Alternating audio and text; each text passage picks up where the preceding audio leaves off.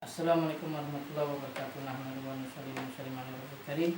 Amma ba'du, kita melanjutkan kitab penjelasan tentang makna tauhid dan syahadat la ilaha illallah.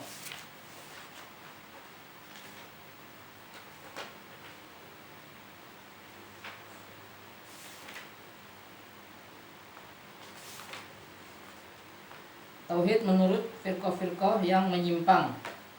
Penjelasan yang keempat yaitu tauhid al-ittihadiyah, penganut wahdatul wujud, yaitu mereka meyakini bahwa apa yang terlihat seluruhnya adalah Tuhan. Hakikat keyakinan mereka adalah semua yang wujud hakikatnya adalah esa atau satu, hanya saja zatnya berbilang dan banyak ditinjau dari sifat-sifatnya dan nama-namanya. Tidak ada berbilang padanya kecuali hanya perbedaan tinjauan atau hanya nisbi saja. Ibnu Arabi berkata, "Fasubhana man azhara al-asya'a wa huwa ainuha." Maha suci Allah yang menampakkan segala sesuatu dan dialah zat segala sesuatu tersebut. Syarah akidah atau hawiyah. Jadi di sisi mereka, hakikat tauhid adalah tidak membedakan antara satu dengan yang lain, antara pencipta dan makhluk. Seluruh yang wujud adalah satu dan azali. Hanya saja penampakannya dan pemunculannya yang berbeda-beda.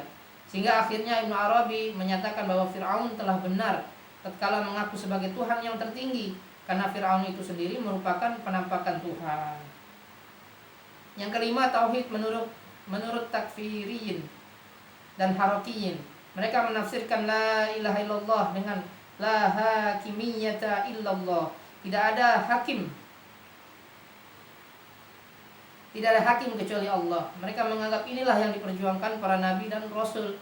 Inilah sebab pertikaian dan pertempuran antara para nabi dan kaumnya. Said Qutb rahimahullah berkata,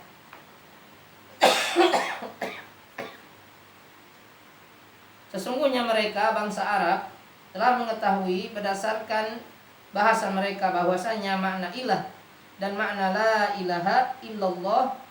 Mereka mengetahui makna uluhiyah adalah al-hakimiyah al-uliyah, yaitu hukum yang tertinggi. Mereka mengetahui bahwasanya tauhid al-uluhiyah dan pengesaan Allah dengan tauhid tersebut adalah mencabut kekuasaan yang dikuasai oleh para tokoh adat, para pemimpin kabilah, para penguasa, presiden, lalu mengembalikan hukum tersebut seluruhnya kepada Allah. Mereka mengetahui bahwasanya la ilaha illallah adalah pemberontakan terhadap penguasa bumi yang telah merampas sifat terspesial ketuhanan. Revolusi adalah kondisi yang dibangun di atas landasan perampasan tersebut, serta memberontak terhadap kekuasaan yang berhukum dengan syariat mereka sendiri yang tidak diizinkan oleh Allah. Tentu pernyataan Said Qutb rahimahullah ini tidak benar, karena pernyataan beliau menyelisihi kesepakatan ahli tafsir dan ahli al-lughah bahasa tentang la ilaha illallah.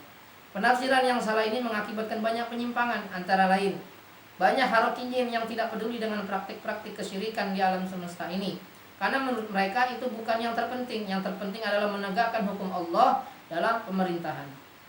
Yang kedua, banyak di antara mereka yang mudah terjerumus dalam praktik pengkafiran kepada pemerintah dan penguasa, karena para penguasa telah merampas hak ketuhanan yang paling terpenting, yaitu masalah hukum. Yang ketiga, banyak harokiyin yang memandang sebelah mata kepada para dai yang menyuruh kepada tauhid uluhiyah dan memberantas praktik-praktik kesyirikan. Padahal betapa banyak para nabi yang dakwah mereka tidak membicarakan kekuasaan. Contohnya Nabi Musa alaihissalam, Nabi Isa alaihissalam, Nabi Hud alaihissalam, Nabi Saleh alaihissalam, Nabi Lut alaihissalam, Nabi Ibrahim alaihissalam, dan Nabi Syuaib alaihissalam. Sama sekali Allah Azza wa Jalla tidak menyebutkan bahwa mereka memberontak terhadap penguasa yang ada tatkala itu. Bukannya maksudnya bahwa hukum boleh kepada selain Allah Azza wa Jalla, tetapi tentu saja hukum harus milik Allah Azza wa Jalla. Akan tetapi menjadikan hal ini sebagai perkara utama, bahkan yang paling utama, dengan mengesampingkan makna tauhid uluhiyah yang sesungguhnya makna hal ini, maka hal ini yang berbahaya dan menyimpang dari tujuan utama para nabi dan rasul. Tafsir menyimpang tentang tauhid. Yang pertama, paham Asy'ariyah, tauhid hanya terbatas pada makna rububiyah dan mengabaikan makna al-uluhiyah. Mu'tazilah, tauhid adalah menolak seluruh sifat-sifat Allah karena menetapkan sifat-sifat Allah yang azali juga melazimkan berbilangnya Tuhan. Paham Sufiyah menjadikan tauhidnya para rasul adalah tauhidnya orang awam, dan ada tauhid yang lebih khusus lagi, bahkan super khusus. Paham Ittihadiyah, tauhid adalah bersatunya Tuhan dengan makhluk. Justru membedakan Tuhan dan makhluk adalah kesyirikan. Paham Takfiri, tauhid hanya terfokus pada tidak ada hukum kecuali hukum Allah, sehingga yang berhukum kepada selain hukum Allah adalah kafir secara mutlak. Dalam bab ini penulis membawakan 5 dalil. Yang pertama, firman Allah Subhanahu wa taala, "A'udzu billahi minasyaitonir rajim.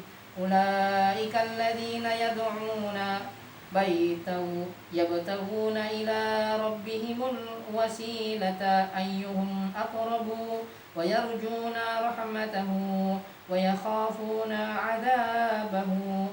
Inna 'adzaba rabbika kana mahdura." Orang-orang yang mereka seru itu, mereka sendiri mencari jalan kepada Tuhan mereka.